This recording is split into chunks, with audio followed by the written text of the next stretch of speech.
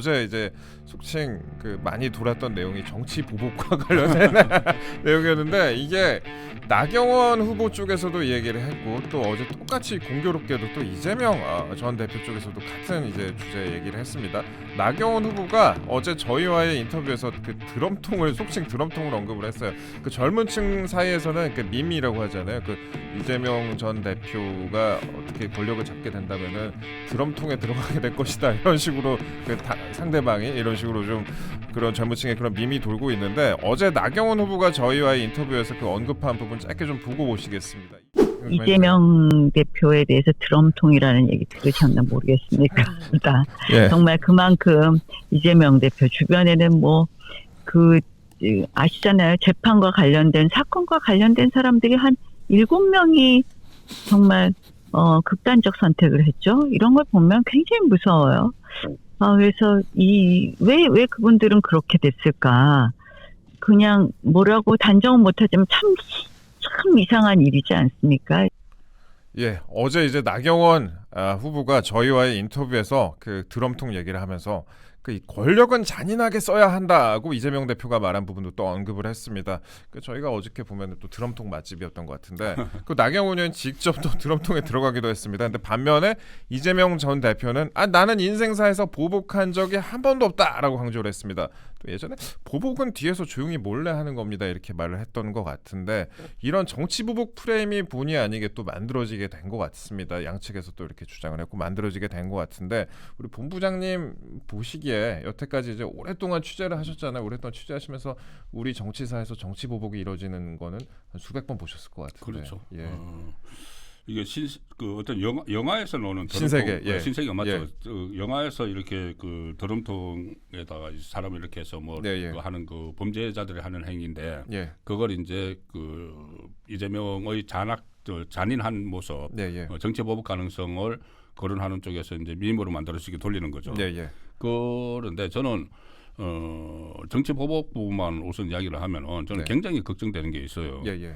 다른 그 전에는 뭐 정권을 잡으면 항상 그 전과 차별을 하기 위해서 같은 진영 안에서도 막 보복이 일어났잖아요. 그렇죠. 예. 같은 진영 안에서도 그런데 이번에는 저는 그 8년 전이 재판이 될 것 같아요. 만약에 만에 하나 이재명이 집권을 하게 되면은 적폐청산. 그게 그때 그 문재인 그 세력에서 그때 이용을 했던 게 촛불 민심이라는 걸 이용을 했거든요. 그렇죠. 예. 촛불 민심을 세 차례에 걸쳐서 이용을 합니다. 제일 처음에는 촛불 민심을 가지고 박근혜 전 대통령을 끌어내리죠. 네. 촛불 민심이라는 프레임을 만들어서 네. 그 다음에는 대선에서 이용을 해요. 네. 촛불 민심에 의해서 그러니까 우파는 이 촛불 민심에 따라서 더 이상 어떤 집권을 하면 안 된다 해서 대선에서 촛불 민심을 이용을 해서 정권을 잡습니다. 그렇죠. 정권 잡고 나서 초기에 촛불 민심이라고 하면서 이른바 적폐몰이를 해요. 네. 적폐몰이도 전부 다 촛불 민심이라는 그걸로 쫙 이어갔거든요. 그렇죠. 예. 마치 이제 촛불 민심이 본인들이 전유물인 것처럼 네. 그렇게 했는데 이번에는 촛불 민심 대신 이 촛불 민심이 없었잖아요. 이번에. 그렇죠. 없었으니까 이번에는 내란 종식이라는 걸 들고 나오기 시작했어요. 이재명이 내란 종식을 들고 나왔습니다. 예. 그래서 의원식이 국회의장 의원식이 뭐 개헌 문제를 이야기를 했죠. 예. 조기 대선 실시하는 날에 국민 투표하자. 그런데 그 한마디로 내란 종식이 먼저다 하니까 전부 다 엎드려 버렸어요. 그렇죠. 이재명의 말 한마디에 내란 종식에 다 엎드려 버렸거든요.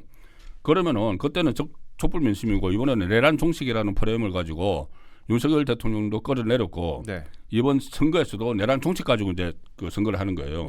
국민의힘 후보가 누가 되든 범여권의 후보가 누가 되든 저 사람은 내란 그 동조자다. 내란 세력이다. 그러니까 종식해야 된다. 이걸로 갈 거거든요. 그러고 나서 만에 하나 본인이 정권을 잡으면은 내란 종식이라는 프레임 가지고 모든 우파 사람들을 내란 동조 세력으로 몰고 가는 거죠. 그 윤석열 정부에서 일을 했던 사람들. 일을 했든 안 했든 모든 우파는 전부 다 내란 종식의 대상이 되는 거예요. 그러니까 정치 보복을 그 프레임을 가지고 하는 거죠. 그전에는 촛불 민심이라는 프레임으로 문재인 때 한 1,000명 정도를 이 조사를 하고 한 200명을 기소를 하고 했는데 지금은 이제 내란 종식이라는 걸로 그보다 더 심하게 또 이재명은 왜 그렇게 해야 되냐면은 본인이 이 정치 보복을 당했다는 것을 계속 이야기를 해야 돼요. 예, 예. 그래야지 자기 5개의 재판을 받고 있는 거를 그렇죠, 그렇죠. 이것을 잘못 부당한 재판이라고 이야기를 하려면은 예. 자기가 정치적 탄압을 당했다고 이야기를 해야 되는 겁니다. 네. 그러면 그것을 자기를 탄압했던 사람에 대해서 이 내란 종식이라는 프레임을 씌워서 계속 다 쳐내야 되는 거죠. 네, 그렇죠. 그렇기 때문에 이것은 저는 이재명이 집권을 하면은 엄청난 정치 보복일 것으로 보이는 거죠. 그리고 아마 이 자기 죄를 없애기 위해서, 그러니까 재판을 없애기 위해서 어떤 특별법 같은 걸 만들 거예요. 아, 특별법. 예, 그 지금 헌법 84조가 여러 가지만 논란이 있으니까는 예. 아예 특별법을 만들어서 모든 자기와 관련된 사건은 검사들이 사건을 조작했다. 그래서 그 사건 조작 뭐 예. 특별법 뭐 예. 그 규명 특별법 하든지 예. 특별법을 만들 거거든요. 그러겠죠. 예. 그러면은 특별법에 의해서 막 처단되는 사람도 있는 거죠. 예. 처단되는 사람 검사들뿐이 아니고 예. 그 윤석열 정부에 있었던 사람들 막 처단되는 사람도 있죠. 예. 그렇게 이제 정치 보복이 될 가능성이 상당히 높습니다. 아, 정치 보복에 대해서 지금 말씀을 하셨습니다. 일단 본인의 사법 리스크를 상쇄시키기 위해서 내란 종식 프레임 그리고 특별법 등을 동원하지 않을까라고 좀 말씀을 하셨습니다. 그 이 부분에 대해서 앞으로도 조금 이슈가 더 이어질 것 같습니다. 특히 이제 어떻게 보면은 국힘 입장에서는 공포 마케팅이 어느 정도 통하고 있다고 볼 수도 있을 것 같고요. 그리고 이재명 전 대표 스스로가 이 정치 보복 프레임에 스스로 들어온 거 아니냐라는 그런 관측도 좀 나오고 있고요. 그래서 지금 사실 그렇잖아요. 사법적인 부분 이재명 대표의 대장동인이 이런 재판 같은 경우 워낙 많아갖고 국민들이 더 이상 신경도 잘 안 쓰는 것 같기도 하고요. 일반적인 보통의 이제 정치에 크게 관심이 없는 국민들은. 그래서 근데 또 이 공포 프레임은 또 다르게 작용을 할 수도 있을 것 같아서 여당에서 이 부분도 앞으로 좀 활용할 만한 그런 가치가 있는 거 아닌가 그런 생각을 좀 해봤습니다. 예. 그렇습니다. 이게 일단 그 제대로 된 그 예. 민주당이라면은 네. 민주당 경선 과정에서 이게 나와야 돼요. 예. 이 대혼란이 일어날 건데 네. 이거를 어떻게 대처할 생각이냐고 이재명이 그렇게 물어야 되고 그렇지 않고 민주당에서 그냥 덜러리로 가면은 국민의힘에서 예. 이 문제는 그 어떤 이 캐치프레이즈를 뭔가 하나 정해야 돼요. 예. 정해서 이재명이 집권을 하면은